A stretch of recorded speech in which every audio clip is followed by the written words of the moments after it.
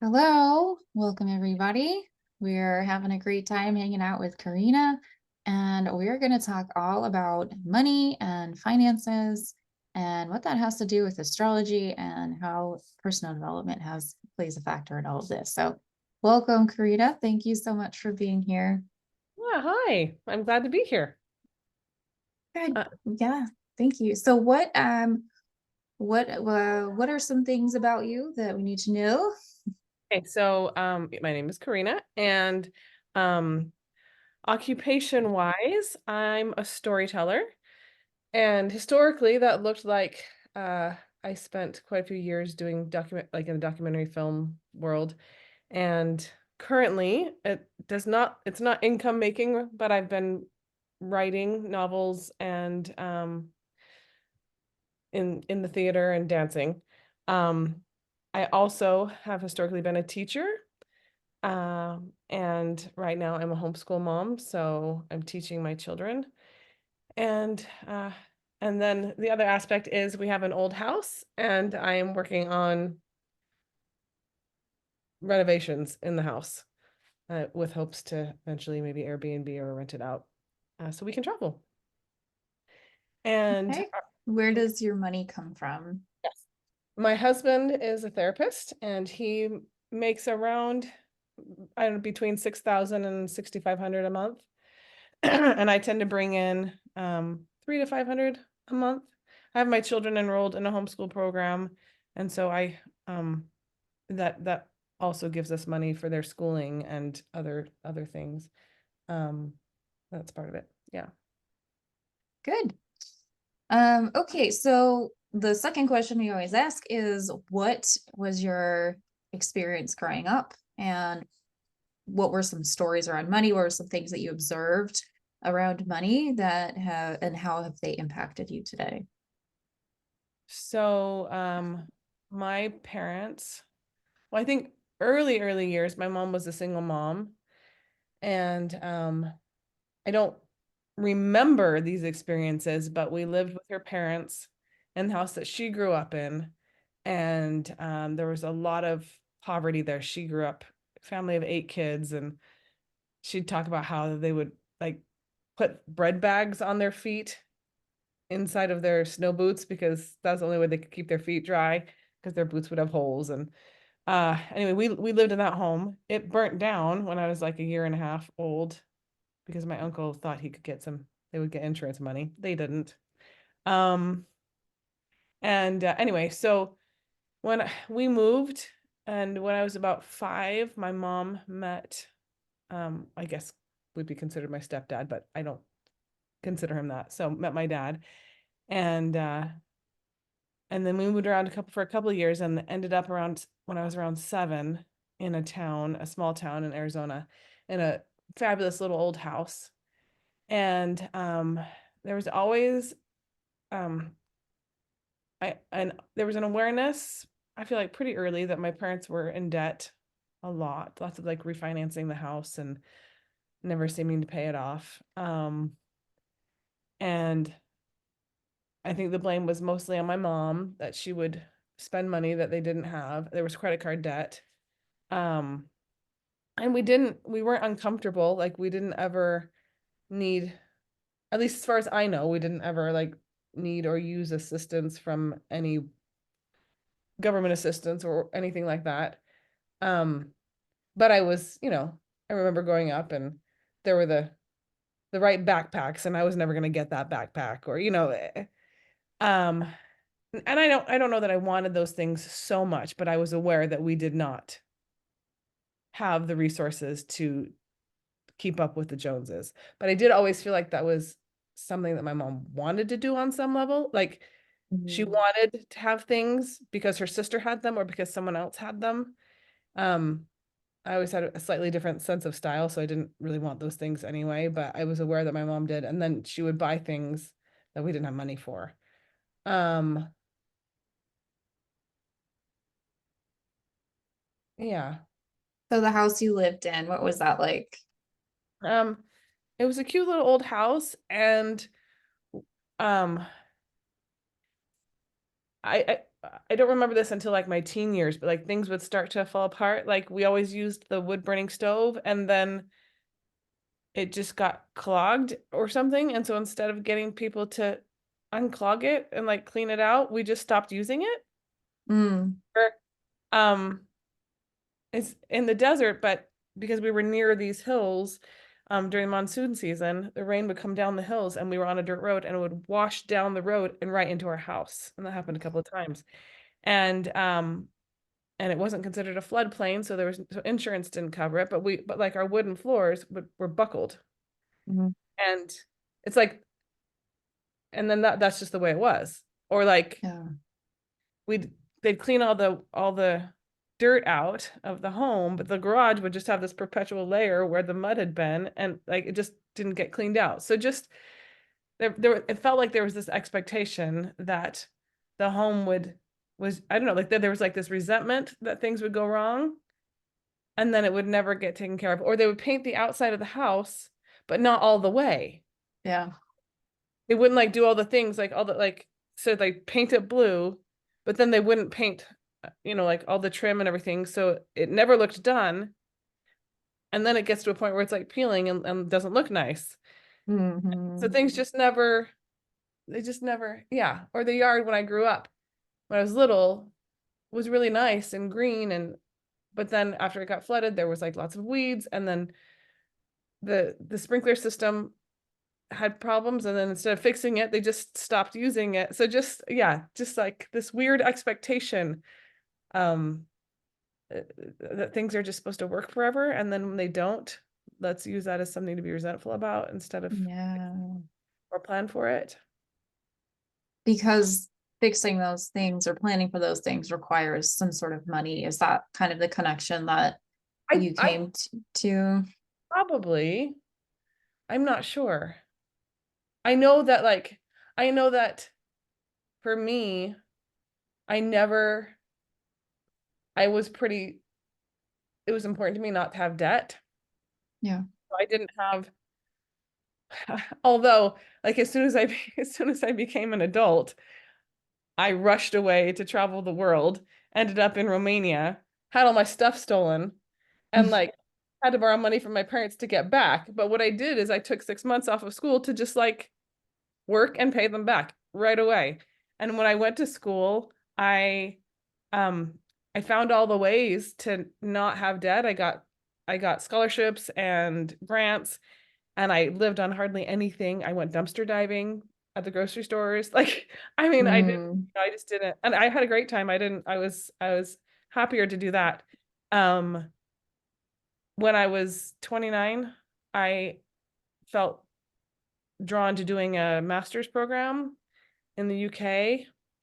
And in order to do it, you had to show that you had not just the money for the course, you had to show that you had the money for living expenses, which of course, yeah. like I'd always lived as an adult very frugally, but I had to take out a whole bunch. And so so I guess when I was 30, that started my journey with debt, and that student loan has just expanded. But I still like I'm not okay with credit card debt, or anyway, not okay with student loan debt, but I have it. Yeah. So Yeah. What so just kind of circling back to your childhood, how did that inform, like what conclusions did you come to that have kind of driven your adult life while watching, your parents going through these things and making these decisions about not maintaining things and letting them get away from themselves? And what decisions do you think that you made around money that have impacted your life today? um I think it's a little different now that I have kids. Mm, But I didn't get married until I was like 34 and start having children then. But I know, especially as a young adult, it was a feeling of um money isn't the thing that's going to stop me from doing whatever I want to do.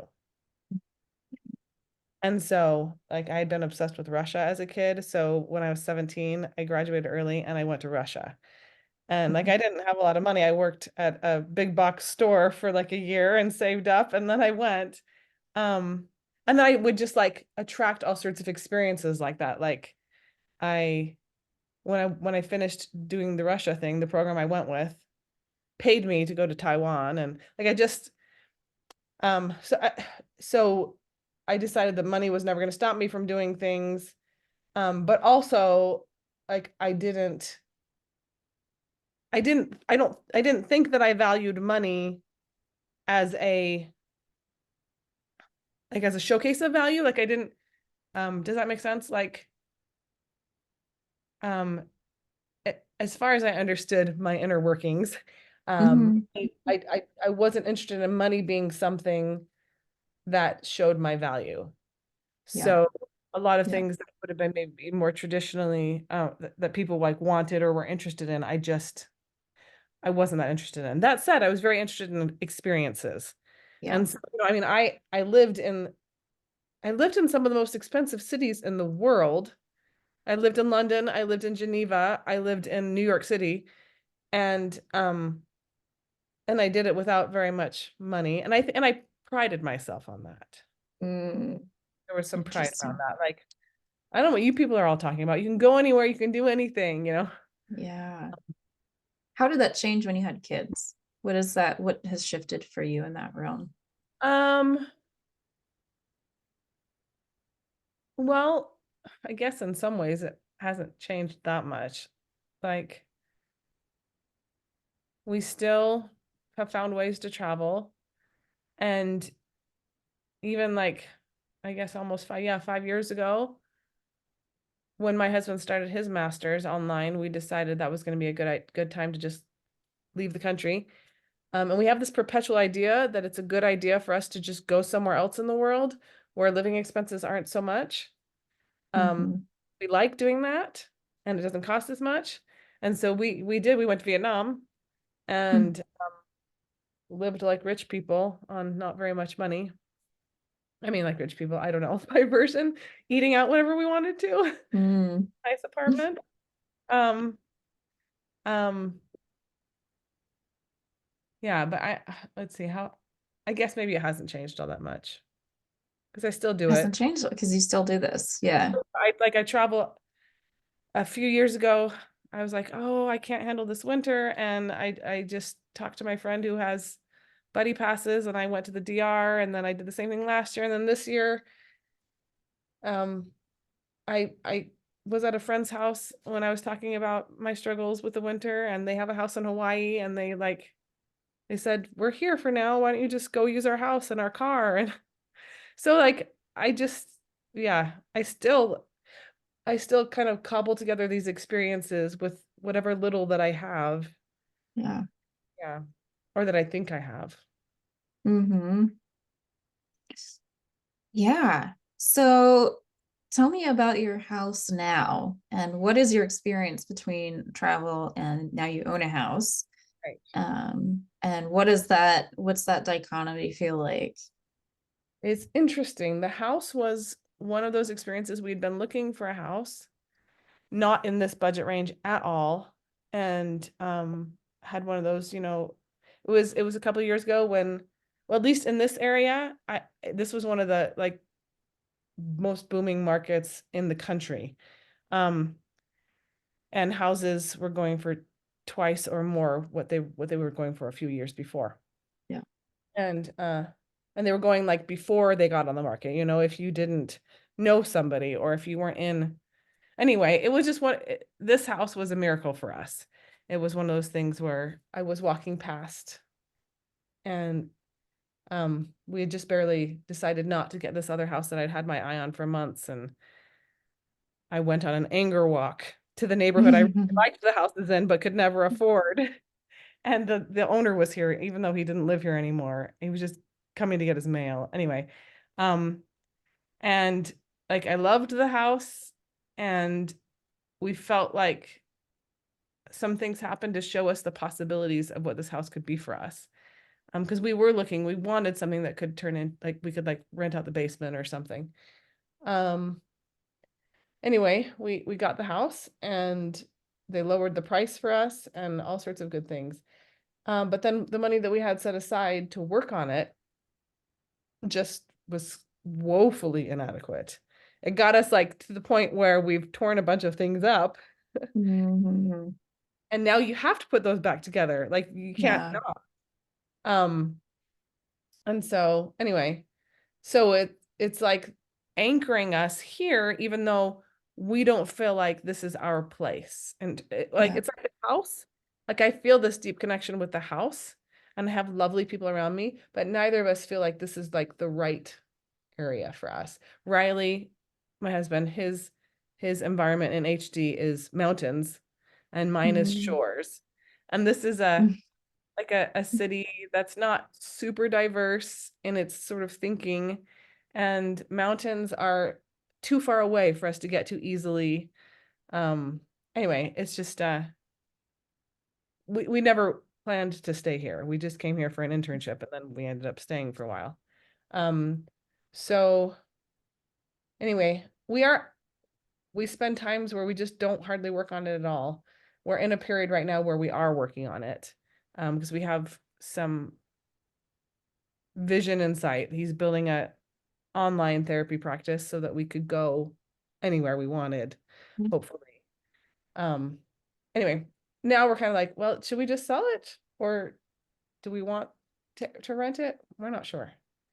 We like the idea of having it be an income for us.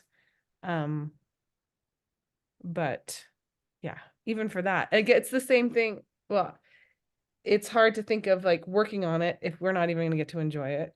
So yeah. Yeah. Yeah, that whole trope of let's fix it up so someone else can enjoy it is very frustrating. Yeah. And I know we haven't looked at my chart yet, but got Mm. a lot of Libra in there. I have this like I want things to be beautiful. And I want them to be as beautiful as Mm. they can be. And so like part of this house like I want like the structure is so gorgeous. Um but then the things that have been done to it are just like it's like they don't honor the house and Yeah, I want to do all the things. That's why I started like tearing everything up because I just want to like honor what it is and make it yeah, nice. But then the amount of money that it takes to do that, and even yeah, not just money, like personal like motivation yeah, is lacking. yeah. So Well, let's take a quick look at your finances because we're going to very much focus on the house and all of the things that you just talked about.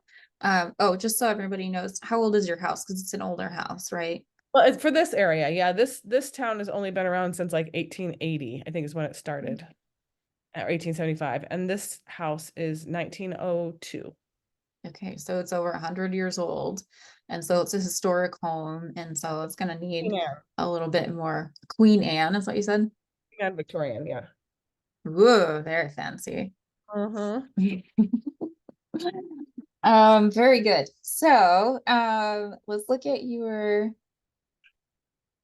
gonna pull up your finances here so everyone can see what you spend your money on. Because I think a lot of people are like, man, what do people actually spend their money on? All right. So you have housing, right? That's always a big chunk. And then you have food, like that's half your money going to food and house. Mm-hmm. That's pretty common. Vehicles, activities, gas, internet, blah, blah, blah. Yeah. This is all like reasonable amount. But then, yeah, we add it all up and we're pretty close to that number, right? So you don't have a lot of wiggle room, even though you have like a high income, right? Right. Compared to what even what a lot of the United States is experiencing as far as income. So that's that. And you just bought the house, so it doesn't really have any equity in it. And that's where we are there. But let's look at your chart. So the biggest thing we've been talking about, excuse me, just so everybody knows, the gosh, I can't get this thing out of my throat. So there must be something that we need to clear before we can even talk about this. I'll drink some water. Is Is it me? Is it you? Yes. Okay. What is it that you need to clear before we can talk about this? um, Now I am feeling my voice very much in my chest, like bringing in that authenticity and allowing that authentic truth to come through. It's very scary. It's very scary. And we're going to be really honest. And I totally understand that. And I'm here with you. And thankfully, we already have a relationship before we had this conversation. Um, but yeah, let's get down to the most uncomfortable conversation for anyone to have, which is let's look at your money and correlate it to your astrology. And I think that there's a fear there for anyone because it's like, oh, I was doomed from the start. My body chose, my soul chose to have all these troubles and they're just going to continue. And I what I shake off want, that doom. good. What I want everyone to know and for you to know is that our chart does not dictate the individual experiences we have. It shows us the energies. And so what we choose into is we can choose into the high side of that, which would be like not just optimism, but a sense of self-worth no matter what. Or we can choose into the low side of that, which is like really obsessing over things that are not serving us and trying to control them. And so what we do when we work in astrology is not just going, that's interesting. It's let's shift you to that next level of feeling fully in your self-worth, self-power, and all of those things. So that's what we're going to talk about as well. All right, so your chart, when we talk about assets, we look at the 8th house. When we talk about income, we look at the 2nd house. And for all intents and purposes, Taurus and Venus and the 2nd house have generally the same meanings. However, the difference between houses and the planets versus the signs is that the houses are like the practical application of those energies. So when we look at the 2nd house, we are very much looking at more literal things. And when we look at planets and signs, we're looking at these driving factors. So, for example, the 10th house is the house of career. And career is like what you do during the day, how your life is during the day. Um, and that cusp, how you spend your days, is in Cancer. And Cancer is the sign of the home. And so it makes a lot of sense that right now your career is at home, is in the home. And then you have Lilith sitting right on top of that, which tells me there's a lot of like personal wounding around that. Like that doesn't feel like that's the right thing to be. And that seems like not what you thought you were going to do. And you have so much more to offer, which is true. You have more to offer. You also have a really powerful ability to spend your days at home effectively. And this is a beautiful thing. Beautiful thing about nurturing. And in fact, if you bring in this Lilith, your herbalism talents and like healing capabilities, especially at home or with your kids, is like powerful. So powerful. Hmm. Hmm. Homeschooling as a healing modality. Yes. Uh, Bring out all the crazy and then work on healing it. Yes. Yes. And that's the other thing is we were talking about your house, like the physical structure, and being at home and like creating new things in your home with your house, doing that dance with your house, that is a part of your journey and that's totally okay. Oh, but your personality, which is kind of represented by Jupiter, is in Leo. And Leo is the sign of the performer. And you just want to be this expansive personality, which is also supported by your career, but the flavor of your career is home. And so being this expansive personality while at home is this expansion contraction feeling, is this back and forth.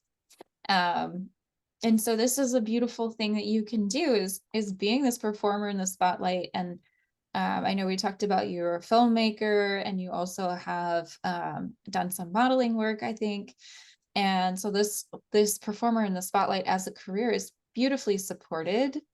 It's also encased in the concept of being at home. And that's one of the biggest dichotomies you have is one of the things you wrote on your form was my stability comes from travel. This is such a great way to describe this is your stability comes from travel. And so your home is literally anywhere. But because there's what you're working with here, and that's in your Chiron, which is in Taurus, and Taurus again being the sign of income in the house of one-to-one relationships, there's this wound that needs to be healed of the physical house and being okay with creating that house, soup to nuts, building that up, and then letting it go. Whew.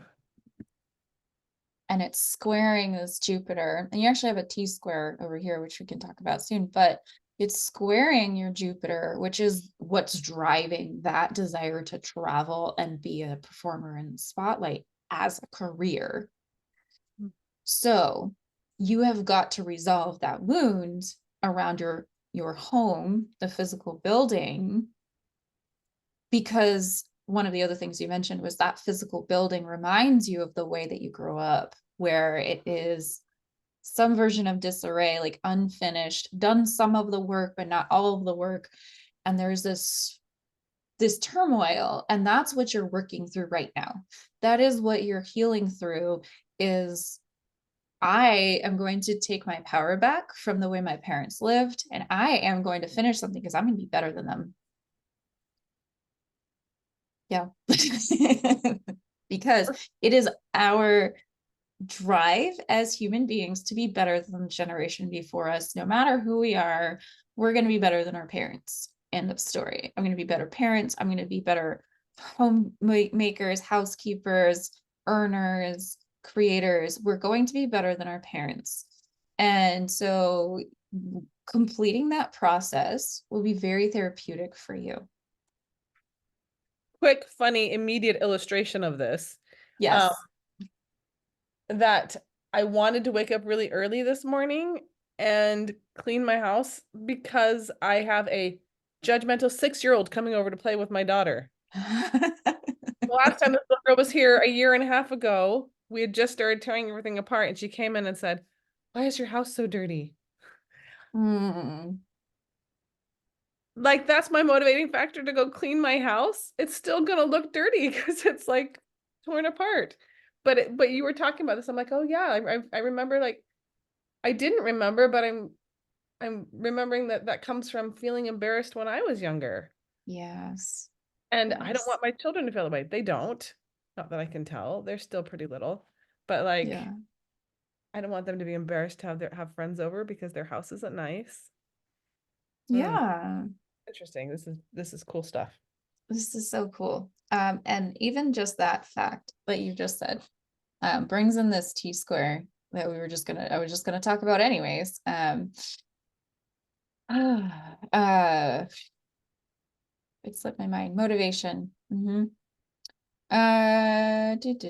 So you have the moon in Scorpio, and then you have Mars right next to it in Scorpio, and it's squaring. It's part of what's called a T-square, which is like just a right triangle across your chart. And so you have tension coming from the moon Mars conjunction to this Chiron in Taurus. And Chiron in Taurus, again, wounding around money, wounding around self-worth, that I'm going to heal this, and then I will help others heal as well. And having that be very connected in with your career and this drive to travel, but also being impacted by your emotions. First of all, we're going to table that for a second. But your motivating factor, Mars is where your motivation comes from. And so your motivating factors, probably the reason why you do anything. But then it's in Scorpio, which is a warring type, right? It's Scorpio is the burn it to the ground part of things. Scorpio is the let me clear everything out so something new can grow. And so you're very motivated by the clearing out. And then it's the newness, letting something new grow is the scarier part of that process for you, which most people, it's the first part that's scarier. But for you, it's the second part. Like the rebuilding is scarier because you know you're going to have to burn it all to the ground anyways, because that's the reality of life, right? And I thought it was very interesting how your uncle burned down your house in hopes of getting money, right? So this is a money story and a burn it to the ground story. So it's very transformative, um, very much about like constantly letting things release. And you're very good at that, right? You can live very frugally. You are not attached to your things. Um, but because you're not attached to the things, you struggle to rebuild. Ah, that makes so much sense. It's kind of like when you're in that moment giving birth, and I don't know how many people can relate to this, but I'm sure many can, right? But you're in that moment giving birth, and the baby is like halfway out, and you have to wait for another contraction for the baby to come fully out. And there's that moment where it's like, this is the weirdest thing. This is the weirdest experience. Or if you're like in the middle of the yawn and you can't get to that one next level to complete the yawn, and there's like, why can't I finish this yawn? There is like a block that happens and it's wounding related typically, but also it's just like a weird space for you to be like, okay, it's okay to build, it's okay to increase, because you're so used to decreasing as a way to increase. Hmm. And then we have the moon in Scorpio. Moon in Scorpio, and there's a lot, like many people have a moon in Scorpio, so this applies to everyone, but just having the moon in Scorpio means that your inner world is so deep and so vast that no one can fully understand it, not even other people with moons in Scorpio, because it's like you have the universe, like 10 universes inside your inner world, and you could just spend all day just experiencing that. I often do. um, and right, like a lot of us, and re-experiencing it. And I think that's got a lot to do as well, especially with this square up here to this expansive spotlight performer thing, with why you're interested in film, because telling stories is a beautiful way to re-experience something and see new aspects of it and see new lights and shine new lights on things. And like you could probably make a documentary 67 different ways about the exact same thing, right? Well, and I think one of the things that film and acting, like, I remember when I was younger, I wanted to do and be everything. I wanted to Yes. experience everything. And so like it was a way to do that. You know, any Yes. role you take on, you research and you like you move into that, you learn about it. Yeah. So that's another aspect of that. Yeah. You can be that for a day, and then you can go be something else the next day. That makes so much sense. Yes, this is beautiful. And it's in that first house, which is the house of your physical body and like your survival, and having this, like, it's so visceral to you. Every emotion has physical feelings, I would imagine. Does that feel true? Um, yes, now it does. Now it does, because you've done a lot of unblocking. Yes, yes. It's amazing how many emotions I feel and how when I'm working on my emotions, I need to be in movement. But I did not, I Mm, grew up like blocking any emotions that were considered negative because they weren't acceptable really. yes. Um, and too much emotion just wasn't going to work in our house anyway because other people were too busy having their emotions and Hmm. so yeah. But I yes, that connection I just within the last year have made the connection of my emotions with my body. And in fact, I think I've told you this before, but um I had a period where I was just in the home, like with my family, and I wasn't thinking about storytelling. And I started writing again. And then I remembered, I was like, oh, yeah, this is my role. I'm a storyteller. And then the next part of that was, oh my gosh, my medium is my body. Like my body Yes. is the thing I'm supposed to be using to tell Mm. the stories. I mean, I can tell them in all sorts of ways, but like when I tell them through my body, that's when I am the most alive and reaching people the most. I have so many chills right now. It's beautiful. Yes. Yes, yes. Oh, yeah, and the interesting thing too is that in the past you were using wounding to prevent yourself from feeling it. You're using that Chiron to pull that back to control your emotions and say, well, goes into my wounding bucket. I'll deal with that later.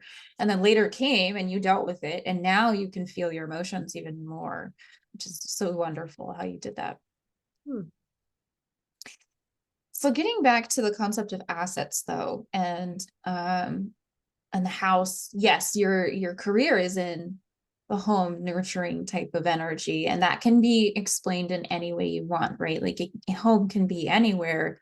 Right now home is a building, and let's look at that building and the energy of that building. So assets are ruled by the eighth house. Eighth house is the sign of death and taxes, big risk, big reward, um and also big problems with that too. Insurance is governed by the eighth house as well. So all that to say, your eighth house is cursed by Taurus, which is the income house. And so you seeing income as an asset is how kind of things play out for you. And so we talked about this before, your $300 to $500 a month you make, it's not like you have a job that makes 300 to 500. You kind of just manifest it. It just shows up for you because your assets, your income shows up as assets.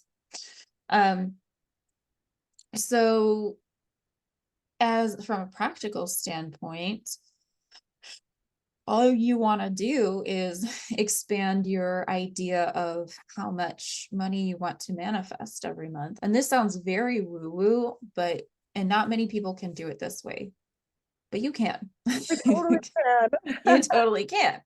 And so stepping into this, pushing that boundary line I've done of, this before. yes, Like, yeah, but what I find my limitation to be is I tend to say, we need this much, yes, how much we're short. yeah. And if it's $1,500, then $1,500 shows up. If it's 500, then 500 shows up. So like, how do I take that into not just like need based, but desire based? So then we're looking at your Chiron in Taurus, because that's kind of the focal point in Taurus. That there's nothing else on that side of the chart, right? Only Chiron in Taurus is that focal point. And so what you're doing is effectively saying, this will heal my wound. This amount will heal my wound. I have a deficit, I have a wound amount of $1,500. This will heal my wound, and I'm going to heal up to that point and stop, Oh, which is good because you're getting to zero. interesting. When you go to the healing side of Chiron, then it's more expansive. And so your next step would be consistently being able to go, okay, this is the amount that I need to manifest, and I'm going to heal up to that point, and I'll stop there, which is fine.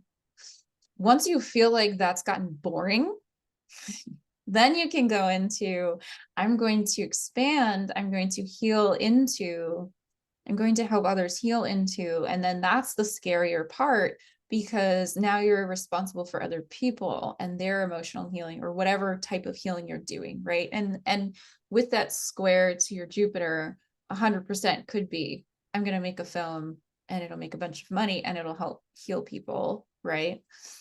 It could also mean, I'm going to perform, I'm going to do this thing, right? Whatever it is, it can shift into that. But right now you're still in the process, and this is the channeling that's coming through. It's not like anything is telling me right here, But you're still in the process of, oh, it's so interesting that I can heal my wound financially, my financial wound, and get to that point and stop, get to that point and stop.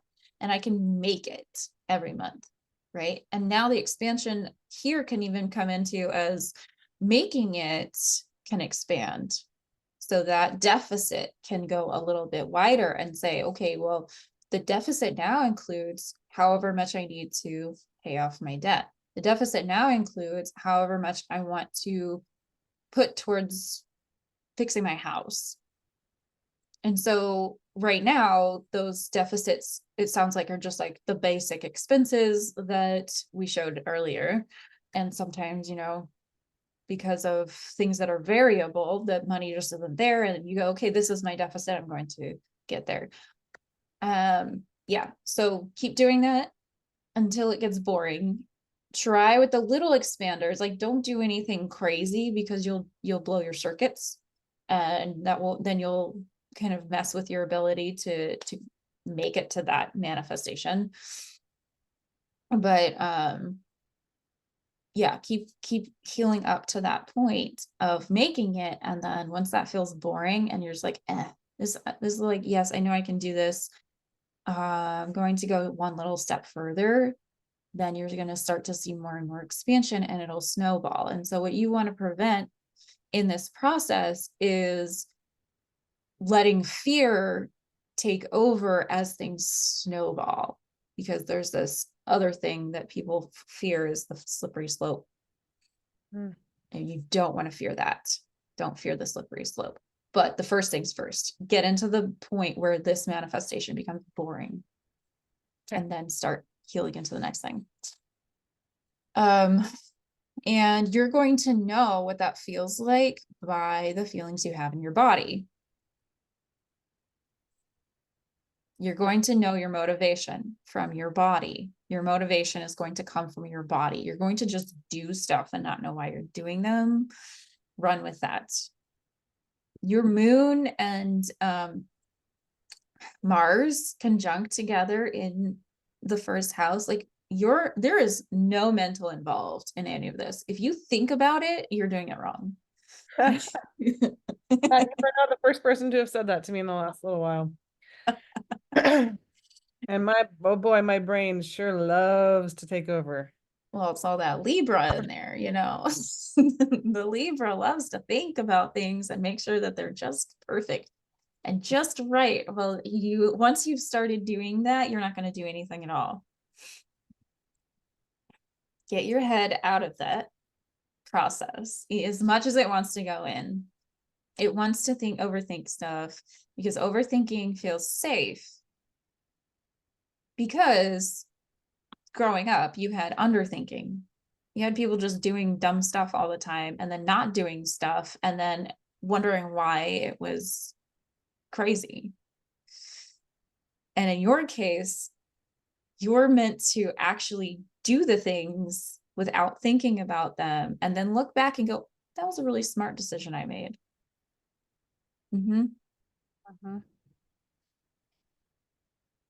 So I think you're stalling out because you're bringing in too much thought into how you need to do it.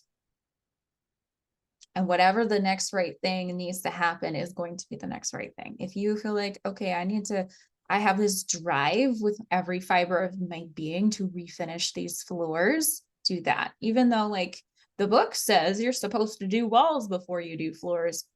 I don't know, man. Don't do dangerous things, obviously, but whatever it is that you feel is the drive to do, that's the right thing to do. Yeah, I love it. Yeah. So that is that. We didn't even talk about like much about your eighth house because it's empty. But at the end of the day, your Chiron is touching almost every point in your chart, which means that you have a lot of wounding to work out. I have a lot of what to work out? A wounding. Wounding affects every part of your life. Your childhood trauma affects all parts of your life. Your financial stuff from a kid, you can like basically go into that, heal it, and mine your childhood for the nuggets that you needed to heal through, and then your day-to-day life will just pick up no matter what, like across the board, whether it's love, money, whether it's, what school do I need to take my kids to? All right, let me go heal some childhood trauma so I know what I need to do. Those kinds of decision making things before you do anything at all, before you make any big decisions, before you do anything crazy, literally like soul search for childhood trauma, and then all of the obvious answers will just show up for you. Interesting. And okay. This is why we brought up maintenance too, right? So when we talk about maintenance and like day-to-day stuff and things we have to show up for, we're looking usually at the sixth house, which is empty, and that's fine, whatever. But what I'm seeing too is that Virgo, okay, you've got a little bit in Virgo, but the big thing you've got in Virgo is the North Node. And so those maintenance tasks are unfamiliar to you because that is what you're driving towards. Is day-to-day stuff is going to look a little bit different for you, but it's going to feel like day-to-day stuff, and you've got to get comfortable with the feeling of day-to-day tasks being okay, maintenance things being okay, that feeling of that as part of your life purpose. And it's very poignant that you are stuck in a house right now when you really want to travel, but this is grounding you. And so this is the foundational stuff that you're working with to get your feet underneath you and understand what it is it feels like to do day-to-day tasks and what that feeling in your body is like. And then you can go travel and do it. Then you can go travel and not be a crazy person. Mm. But you've got to do it at home in the building first. Stay grounded. Practice this, because practicing things is a Virgo thing as well. Do the practice, do the practice, do the practice, and then you will be able to play jazz with it essentially, right? While you're out in the world. Mm. You can't play jazz if you don't know how music works. If you can't play the instrument, you can't do the jazz. Mm-hmm. Yeah. So that is that. And then your community overall is kind of the whole world, which is overwhelming. So again, practicing building that community while you're in the building. What does your ideal community feel like? Where do you feel like you have good community? Community is key to our money. Most people go, whatever, those two things are very different. And it was very interesting. One time I was talking to my brother and I was like, man, I just feel all this like stress about money. And out of nowhere, he's like, what's your community like? And it's like, wow, you were a child. But the difference is when you have money, you don't need community. When you have a lot of money, you can just pay somebody and not care about them, whatever they're doing. When you don't have a lot of money, you need community to do the things that you can't pay for. Mm. And then there comes a point of, well, if I have too much money, then I'll feel lonely. If I don't have enough money, then I am controlled by the people in my community and I can't function properly, right? So playing with this concept of community is really important for your life purpose. And what does maintaining your community look like? What does it feel like in your body? Mm. Mm. And again, that's 11th house stuff. And so your life purpose of maintaining tasks and of doing these maintenance tasks, doing these Virgo type specific tasks is going to show up in your life more in your community and who you surround yourself with. The other thing we talk about with 11th house is your network of and what they call your tribe. Like if you were doing internet marketing, you want to look at what's in your 11th house, right? So your community is also people who pay you, right? And so I think one way people think of community is I don't need those people if I can pay somebody else. But the other thing is I can be paid by my community. So that's why we look at marketing in the 11th house. But that is a source of income, is a community. Mm. And how am I making my money? That's when we look at the second house. But career is what we look at here. Money is down here. We don't look, they're not the same, right?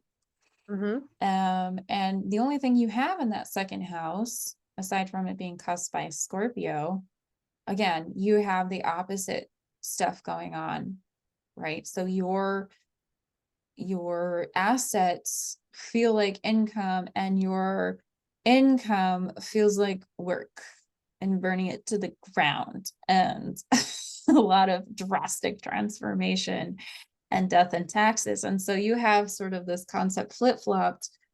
So it's very easy, bright, and fun for you to create assets. It's very exhausting for you to think about making a stream of income and being responsible for a stream of income. Yep. Yep. Yeah, So don't try. I think even once I like after 18, I don't think I ever had a job that was like a full-time or someone employing me. I think I was always doing projects and Yeah, yeah. you need projects. That's it. You don't need to work for a job, and because that would pretty much Oh yeah. feel like you're I did. dying inside. I did it twice. And the second time I did it, I'd only been doing it for like 5 months and I experienced exhaustion. I couldn't like I had to stay home Mhm. for a few days. I'd never experienced that in my life. And I mostly enjoyed the job, but like I just couldn't maintain it. Couldn't do And it. what's your human design? Um, I'm a generator. You're a generator. And what do people think of when they think of generators? They can just keep going. Yeah, no, there's all Good sorts of, employees, oh right? yeah. Oh, I mean, yeah. Yeah. And actually, anytime someone wanted to employ, like I've had a lot of times where people want to employ me. And whenever I am employed, I never like I can't just stay down here. They always want me to do more or to take like Yeah. higher positions or responsibilities. But I can't do it. Like I try, but it's Yeah. not Yeah. So don't do that. great. This Okay. this Sounds is good. even more confounded by the fact that you have Neptune in your second house in Sagittarius, and Sagittarius is a sign of travel, right? Neptune is a sign of like creativity. So your money, your income stream is supposed to be coming from creative travel. It just isn't going to look like working as a job.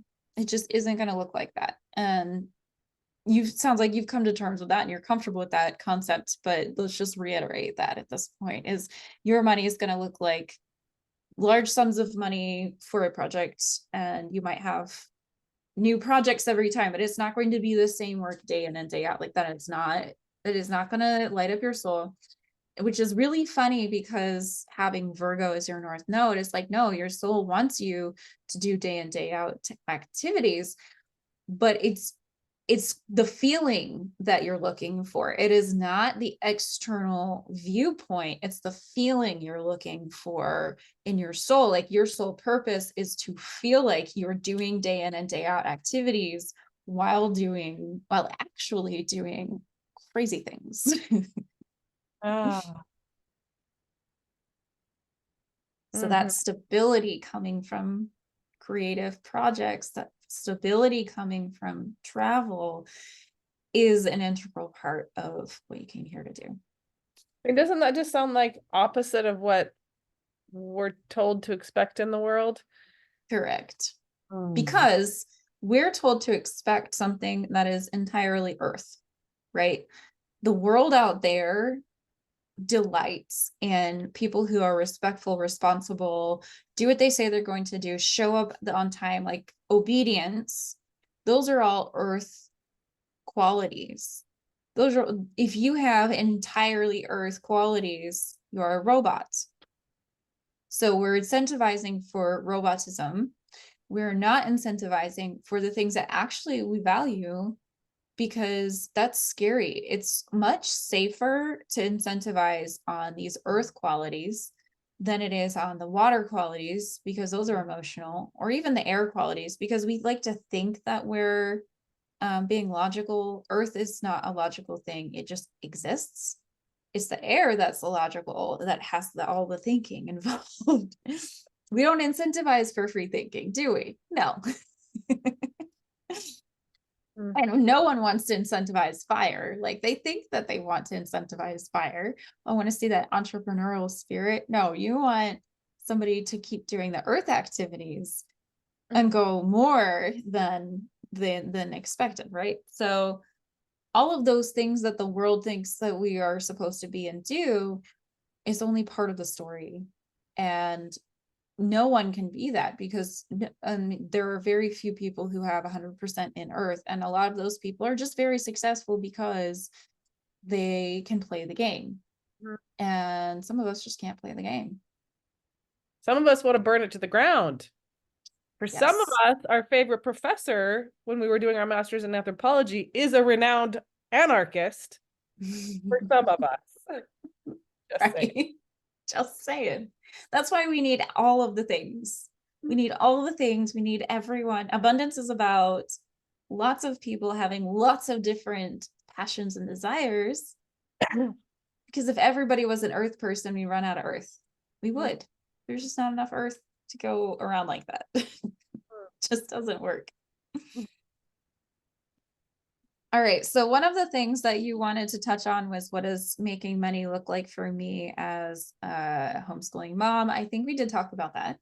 Mhm. Um, how does paying off debt look like without making too much money, without making money only to pay off debt, right? And that looks like big projects, fun things for you to do.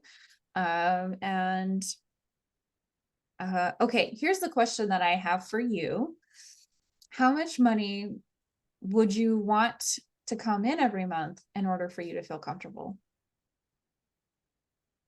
Like that, no, like on top of what my husband is making? Correct. Well, see, my brain automatically says, yeah, but then like there's, inflation. So if I say this number and then inflation's gonna go crazy and it won't even but the number that comes to Mm, my head is 6,000 just to get started. from Um, you. yeah, or like on top of whatever my husband is already making. Yeah. Yeah. Wonderful. Okay. And so then that would make things twice as expansive. Mhm. But but again, he used to make like $20 an hour. And then Mhm. he got his master's, and now he makes a little more than twice that. Yeah. And things don't feel all that more expansive. So I have a hard Mm, time with numbers. Like I say, okay, like I always do come up with the number I think that would be good, but then I have a yeah. hard time believing that that would actually be satisfying in any sort of way.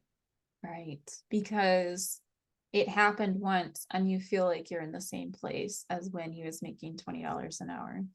But honestly, I think it happened for me too. Like Mm, before, yeah, just like somehow the needs expand into where you're at, and none of them yeah. seem unrealistic or even like grandiose or I don't know, like it doesn't seem like anything we've done feels, the word that comes to my mind is inappropriate, right? We Yeah. bought a house. Yeah. But then it's, yeah, anyway, so um it's good to come up with a number, but I also need to figure out how to deal with that feeling that our expenses will just Mhm. expand as well. Yes. And that is actually a law of physics, is that this stuff will expand into the space that it's provided. And we see that with time, right? People who are always late no matter how much extra time they have. We see that with assignments. If you're, a kid in fourth grade and you get 6 months for an assignment and then you get 5 minutes for the same assignment, you will do it in the 5 minutes. So things, you're absolutely right. Things expand into the space that they're given. And so that's why structuring your finances is so important, because you have this bottom of the bag experience in different things. And I know a lot of people are like, oh, you don't want to compartmentalize things. Well, you have to compartmentalize your money. You have to sort your money. You have got to like create the financial planner I used to work with, let's call it carving out a piece of the money. People would show up with like, 3, 4, $5 million and be like, invest my stuff. And he wouldn't just like dump it into a stock, right? That's a terrible idea.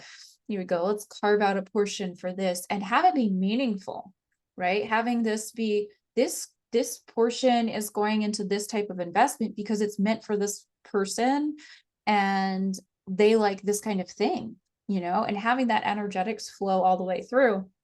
And you can do the same thing with budgeting, right? Your money might go to fun projects, right? Anything that you do, you've got to earmark it for specific things.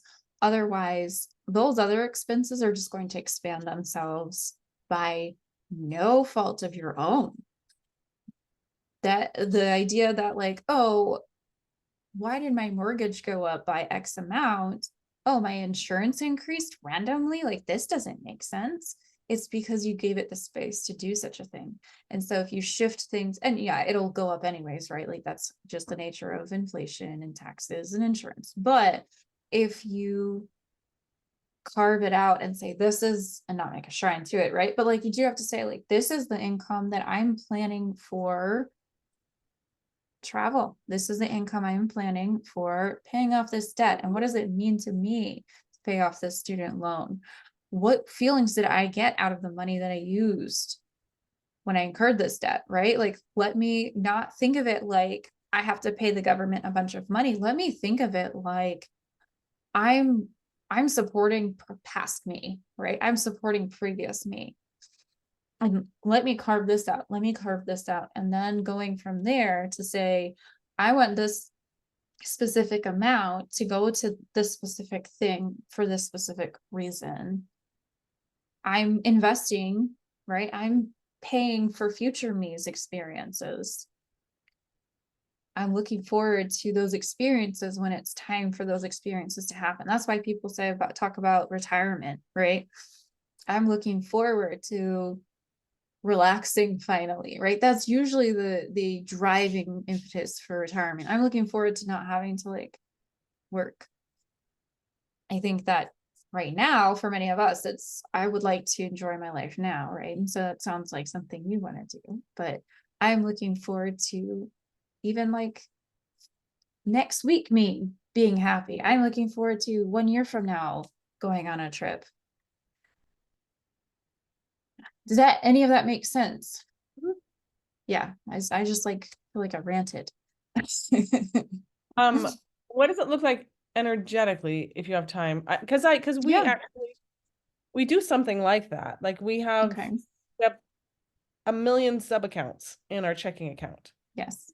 And one of the things I like that my husband does is, and we've decided to do is that when a paycheck comes in, all these different amounts like go automatically into these sub accounts Mm-hmm. that are Yeah. set for specific things. Um, then it often turns out that we don't have enough in checking just for like the random things that come up. But Yeah. um anyway, so like we've created a physical space for things and we like Yeah. so that's a habit that we have. Um And that's probably why you're able to know how much you're short. So you know exactly how much to manifest because you've structured it that way. I'm just curious like how do I have like how do I take it from the physical to like the energetic to like energetically support those. Do you want any money you make to go into those sub accounts? Um right now I feel kind of resentful towards the sub accounts because we don't ever have enough just in our basic checking because Yeah. it all goes out. Yeah. And then Yeah. So I love, and this is more practical than energetic, and I know you asked me That's about the fine. energetic. Yeah. So I practical. love the concept of, um, yes, technically speaking, this bill is this much every month, and you should put this much in, blah, blah, blah, blah. Pay structures aren't always going to line up with how your bills run, right? Sometimes people get paid every 2 weeks. And so at the same time, you have to pay certain things on the same date. And Mhm. so what I love to do is I love to take the monthly like number of those recurring things. And if say the person's getting paid every 2 weeks, you just add up those things, split it in half and put that in its own sub account. And then if there is, and then after that, you can have peace about the remaining stuff. But when you do it on a micro level, then you end up with micro amounts of extra money that never seem to add up. When you do it on just like one basket of things, then you end up with some of those things will just cover each other as the month goes on. And then you will end up with some larger amount of money um, extra that you can kind of go, okay, there is extra on the account. But when you have it on that micro level, that's probably why you're feeling that tug, because you're actually adding up all this extra, but you don't see it because it's so minuscule. Mhm. I don't know. That is the practical side of things. Thank On the you. energetic side of things, you hit the nail on the head when you said resentment, because I feel like, yeah, all these like little tiny bits I have to make up for, and I don't even really know what to make up for or why, because it's so hard to tell with these tiny little bits of extra money. Like maybe we do have extra money and I don't know. And there is like part of me right now that is having so much deja vu. Like I feel like we had this conversation, this very one, like a year ago, but I don't even remember it. It's interesting. Oops. My earbud fell out and then some music played and it was very loud. Okay. So let's clear out the resentment, and then let's create, if you need your own energetic focus point that is not to do with these sub accounts.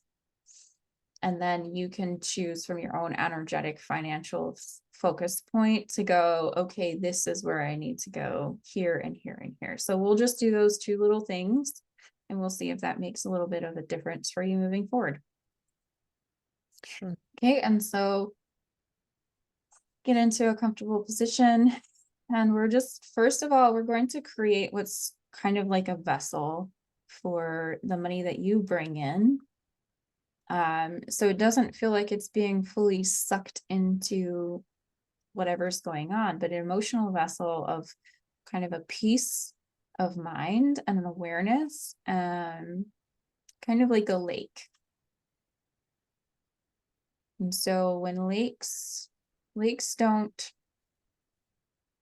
pour out all their money and or all their water into the streams immediately. They kind of sit with it for a while. They nourish the surrounding space, they provide a beautiful habitat.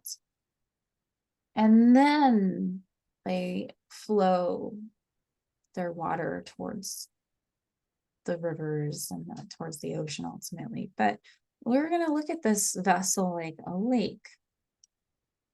It's very peaceful, it's very serene.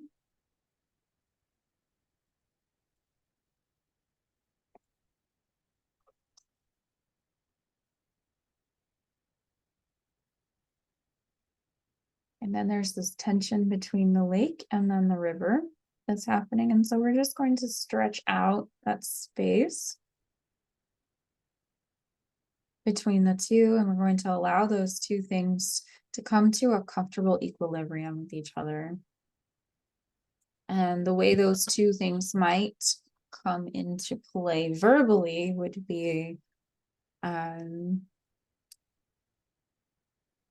you're taking all my money, and that can be said from either person. Or what's the other one that might come up here? I give too much. I give too much. I give too much. I give too much. I don't get to do the things I want to do. I'm begging for scraps. Mm. And so allowing that to sort of stretch out and recognizing, okay, and then so I'm seeing like an additional rainfall coming into the non-lake side. So let's like pause on the lake for a second. But this other side where all these sub-accounts live, there is an additional rainfall and in response to this lengthening of things. And then that additional rainfall actually created a little bit of shortening between in that river. And so we're pulling that apart again, remembering that it's safe to be safe. It's safe to be abundant. It's safe to feel comfortable. There it is. That's the one that's the biggest struggle. It's safe to feel comfortable. We're just going to scramble up all the resistance to it's safe to feel comfortable. And this is a phrase you're going to want to journal on a lot. It's safe to feel comfortable. But the more that we put this, the tension is still there because the tension needs to happen, but it's not like this tight, impossible back and forth. There's like it's taut, but it's not too much tension inside of it. And the more that we loosen this up to the better equilibrium, the more I'm seeing this rainfall coming in on the other side. And the lake itself, it just exists. It just is this wonderful source of nurturing and beauty and habitat. And it just exists as that. And we're just going to let that exist as that.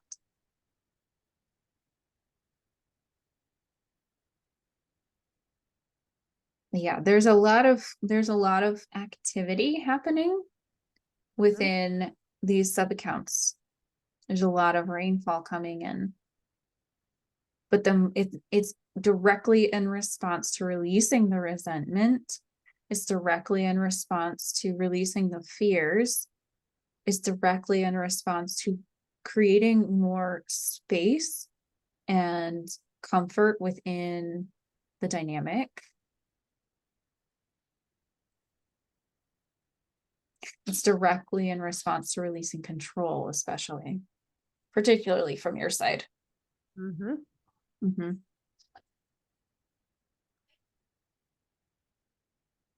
And there's part of it that's like, oh, but a lake is stagnant. A lake is stuck. A lake is in one location and a lake can't travel. That's okay. You are not the lake. You have the lake. You are you. The lake is there as a reservoir to let you know you are fully provided for. You are fully, there is no way you could exhaust this much lake. Oh, I'm going to siphon it off and do what with it, right? No. If you drink from the lake, you are not going to deplete it.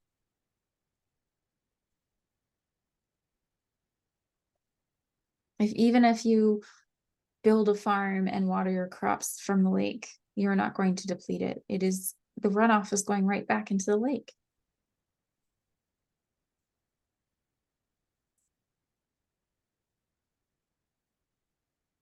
It's So also let's go ahead.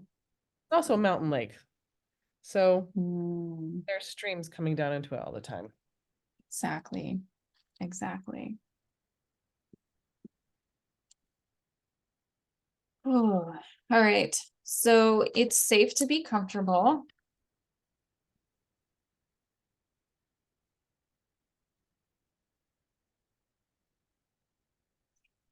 Is going to be your key phrase, and let yourself journal on that. Let yourself start to believe that.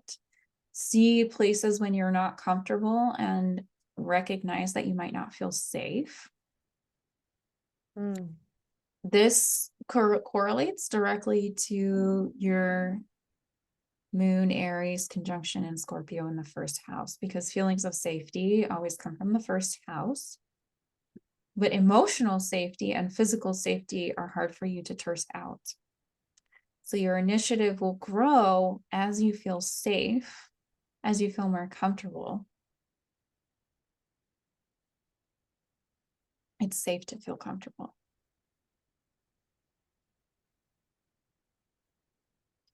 Awesome.